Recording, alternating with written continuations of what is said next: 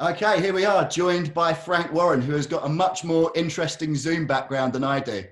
Frank, you're missing out on a kind of weird lamp and a mystery door. How are you, Frank? All well? I'm good, mate. How are you? Yes, very well, very well. Pleased to have boxing back. How have you enjoyed the show so far? I think they've been excellent. I mean, we set out what we started to do with the first three shows, and that was to, test the water from a safety aspect point of view and make sure all the young guys would get some exposure, and a couple of others who needed fights before getting involved in big fights, such as Joyce, got those under their belt. And obviously, I'm pleased the way it's worked out. There's been some great highlights there. As I mentioned with Joe, Hamzah, Lyndon, Brad Foster, all look good in their fights. Some good youngsters who had some exposure and come through. The one last week with the Liverpool lads on, and Adjiarko. Oh yeah, Kevin Ajake. Kevin Ajake. Scrabble fans, that one. Yeah, I thought he looked really good. It's been good. I'm really pleased with what we put together. But the name of the game now is now take it to the next stage, because I'm a little concerned of where we are now with this lockdown and the peaks that are happening around the country, and where we're going to be over the autumn. So we're now focusing on where we go from the testing level as far as we're concerned, because we were the innovators in this. We're the ones who got out there and basically helped to get all the procedures in place, which has helped for other promoters to be able to do their shows. And we now need to move on to the next level, which is what we're about to do. Did you have any feedback from the Border Control? Was there anything they thought was smoother than they thought it was going to be, or more difficult than they thought it was going to be? Look, Andy Ayling, who's our events manager and deals with this, has done a brilliant job. The chief medical officer is the one I'm interested in whose views matter, and his views have been very, very positive. We've gone over and above what we were required to do, and we've been very conscious in what we're doing with the lockdown and obviously, adhering to what the government advice is, because at the end of the day, it takes one mistake, something goes wrong, and then suddenly the sport will be locked down. We can't afford that to be happen. Can't be cavalier about this. It's not that. This is all about the protection of the sport, and that's where we're at. And you were mentioning, concern about the local lockdowns and things like that. The next card is August 15th. Frampton, Conlon and Archie Sharp all fighting on that. How's everything going for that? Have you got any concerns about it? Because I know Frampton's actually down in London, luckily, already, isn't he? Because he normally trains in Manchester. Yeah, they've got him down. Yeah, because Manchester's been locked down. So, again, we're very conscious of that. Look, I'm concerned all the time about this. It's funny, with promotions, normally you just get on with them. It's a way of life. It's what you do for your living. This is, as I said to you, before, Rob, this is a different scenario, and you've got different types of worries. And it's not worries whether, you worry whether the whole show will get cancelled because of something going wrong. So we've got to be very conscious, and we are on top of it. And as you said, the fighters, we're moving them to safe areas to make sure it happens, and they're being tested regularly to ensure that, God forbid, one of them, or it's not just them, it's also their trainers and their connections. If any of them have a problem, that we can isolate them and find replacements. That August the 15th card is shaping up quite nicely as well. So it's almost poor old Carl Frampton. He seems to have comeback fights all the time. He's so unlucky with injuries and things, isn't he? His opponent's getting injured and himself getting injured with a thing falling on his hand in a hotel lobby or whatever it was. But so he's got Varhan Vardanyan. Then there's Conlon versus Sofiane Takoucht, who we had on the Warrington card in October last year, I think. And then Archie Sharp versus Afori, which is, I think, actually going to be probably the show stealer on the night, isn't it? Yeah, that looks like it'd be the fight of the night, there's no doubt about it. And as regarding Cole, if it weren't for bad luck, he wouldn't have any sometimes. But the fact of the matter is, he was fighting Herring. We was going to do that show over the summer, but now obviously he's fighting on the 15th. And Herring himself became a victim of COVID, and his fight got cancelled. So, that happened sometime this year, I'm quite sure of that. And Cole can look to get into the record books, providing there's no hiccups on the 15th. Has to be the first Irish boxer to win 3 world titles at different weights. And I know that's his dream, and that's what he wants to do. So we're going to do all we can to help him along with Top Rank to ensure that dream comes true. Liam Williams, I know he's itching to get out. He's been starting on Chris Eubank Jr. online. How much has he been on your phone? Because I know he's absolutely chomping at the bit for a fight, isn't he? Well, he's supposed to be having his, he's the mandatory, and it's the purse bid's been postponed again. So he's going to be out of the ring for a long time against, and he's got a big fight coming up with Andrade. But I'll tell you what, it's never going to happen. There is no way Chris Eubank Jr. will step into the ring with Liam. His dad won't allow it to happen. That is an impossibility. But if they want it, they know where we are, and we would do that in a heartbeat. That's a great fight. That's a great fight for the fans to see. I'd love to see that. Yeah, I think Eubank compared him to being compared Liam to being Spike O'Sullivan. What do you think of that comparison? What do I think of that comparison? Well, I don't want to say nothing, to denigrate Spike O'Sullivan, but I've got to tell you something. There's an easy way to prove that. He can get a great payday for the fight, Chris Eubanks Jr. And if that's what he's got in his head, it should be an easy payday for him. But I'll tell you what, if he wants to have a little side bet with me, I'll have it with him. I'll have a bet with him who the winner of that fight will be, and I know it's going to be. And I won't be betting on Chris Eubanks Jr. Another man I'm pretty sure you'd bet your house on, Daniel Dubois. His fight coming up on August the 29th with Eric Pfeiffer. Joyce got through his obstacle. I think, it's never easy when you talk to those fighters to tell them to look ahead to the next one, but it is clear for Joyce and Dubois, they're on clean course.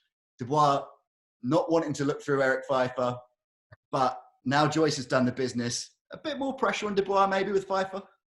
Yeah, there's a lot of pressure on him. Pfeiffer's, he's got an unbelievable amateur pedigree. He's beaten Tony Yafai, the gold medalist who Joe fought in the Olympic Games. He's beaten him twice. So he's undefeated since he's been a pro. He's a tough sod, and he will give him, and he's very experienced, and he will give Daniel a tough fight. I'm convinced of that. But Daniel, I've got a lot of belief in him, and he's got a lot of self-belief in where he's going. So to him, it's a fight that he's got to get out of the way so that he gets. And this I'm using the words he uses when I speak to him, so that he can get through Joyce to get to fight for a world title. That's his mentality. That's where he's at. Joyce Dubois is obviously one of those kind of rare occasions where you get a bit of a best of British situation. It was actually, in the books before lockdown happened and the travel restrictions happened. Do you think there is an element, now that we don't know what's happening with the restrictions, that these sort of best of British fights are going to have to happen more often? And I don't know, maybe work with other promoters more to make them happen? Look, I'd love to see that fight with, I want to see the best of British, obviously, with Daniel and Joyce.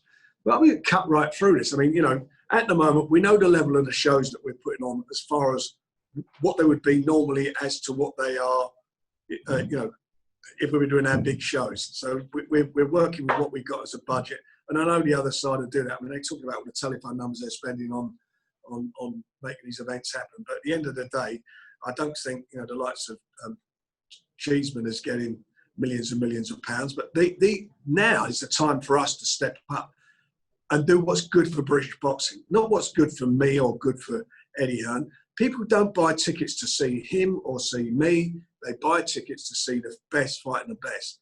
And him and I have something in common for a change.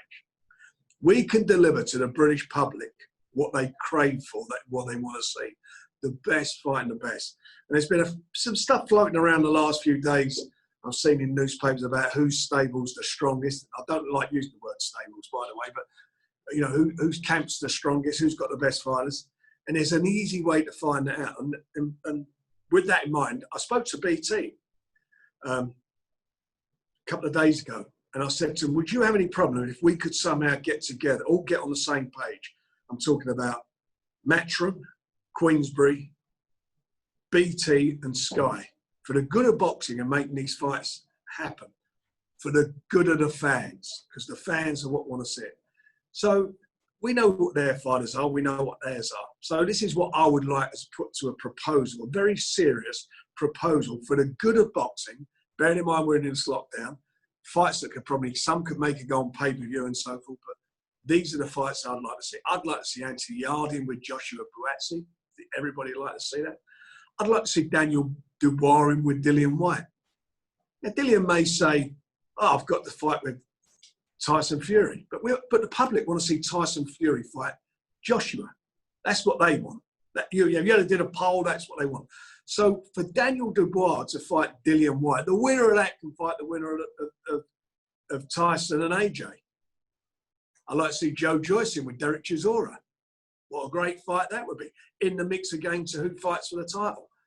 We talked about Liam Williams and Andrade, so that's not the best of British, but it's a fighter they've got. We could make that. Charlie Edwards against Cal Yafai. What a cracking little fight that is. Nathan Gorman against Dave Allen, which is another good fight. Conor, Benn, Chris Jenkins. JJ Metcalf, Anthony Fowler. Hamzah Sheeraz against Cheeseman. What a fight that would be. We'd all like that one. Archie Sharp, Zelfa Barrett. So I'm not saying we're going to throw down the gauntlet, but we want to make these. BT are up for it. I know Sky are up for it. Now, Matchroom should be up for it. And we should be able to do these between us. There'll be a bit of give and take and so forth. But let's make these fights now. Let's make the fights for the fan. Let's make them happen. We can do this. It's in our power to do it. Our door's open. You ain't even got to knock on it. Just push the door, you're in. You ain't even got to push the door, it's open. Walk straight through. We can make these fights. BT are on the same page. And I'll get in touch today with Adam Smith and say to him, do you guys want to make these? Let's do this for British boxing. Everybody benefits. And at the end of the day, we'll find out who's the best. And it's not the end of the world for losers. I think as a boxing fan I think America, it's the same in the States as it is here. I think boxing fans have kind of been screaming for a lot of these fights to happen and some of the inter-promotional stuff to happen. And it happens far too often that you see fighters not fight at the right time, if you know what I mean. Someone will be past their prime when they should have had the fight. Do you think this is the beginning of, I don't know, maybe a different phase? Because you mentioned Fury Joshua, like that is the one, isn't it? That is the one that we're all looking for. And is this kind of steps on the way to making that happen? Look, I don't even know. I don't think it is. I think if you take it all the Fury and AJ fight, Tyson and AJ will happen once they get their obligations out of the way. That's where we're at with that. And I'm sure it's going to happen. These fights can happen. In the meantime, look, where we are now, we cannot be making, for example, a lot of these guys will be in positions where they're going to get world title fights. But who knows when these world title fights are going to happen? With a travel restriction and all that's going down. But these are within our power to deliver. Because other than Andrade, everybody is in the UK.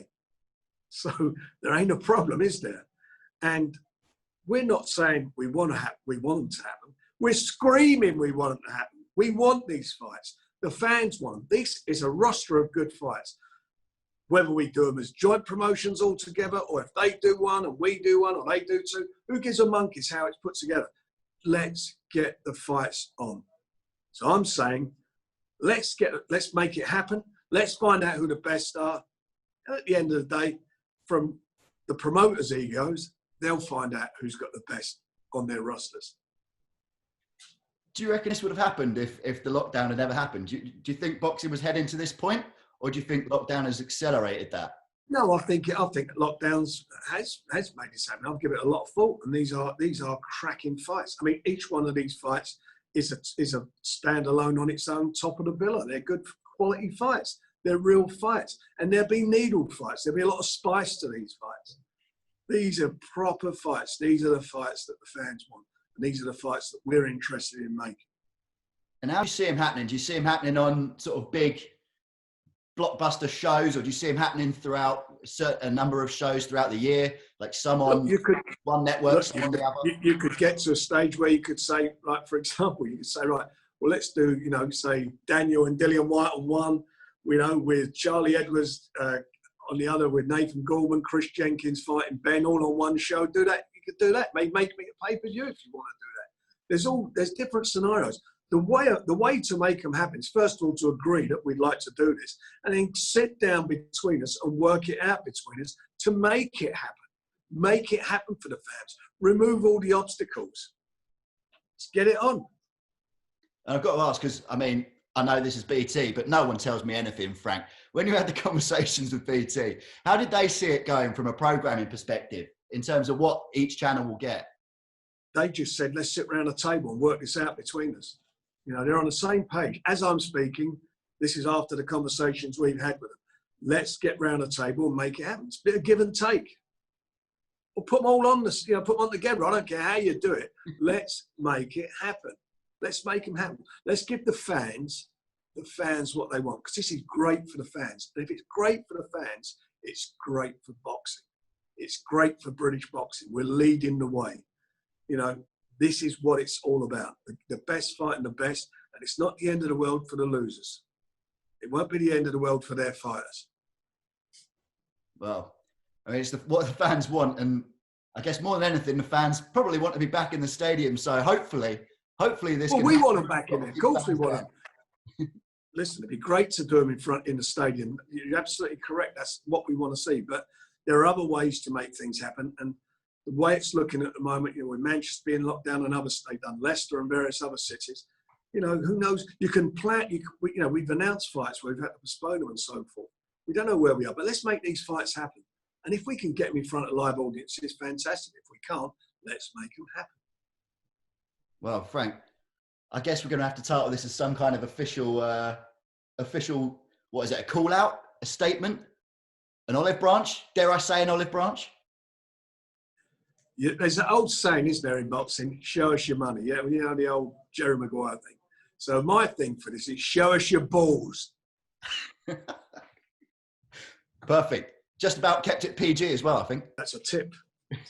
All right, Frank. Thank you very much for your time. Yeah, well, I'm looking forward to seeing what the reaction to this is, I guess, because this could be fairly massive for British fans. Not fairly massive. It's the biggest thing to ever happen in British boxing, ever. And we can turn it into the biggest thing ever. The biggest thing to ever happen in British boxing ever. It's the biggest thing in British boxing that Queensberry and Matchroom can deliver to the people, to the fans. We can do it, and to our broadcasters. And our broadcaster BT's on side with this. Well, there we go. Thank you so much for your time, Frank. And well, let's see where this heads. We'll soon find out.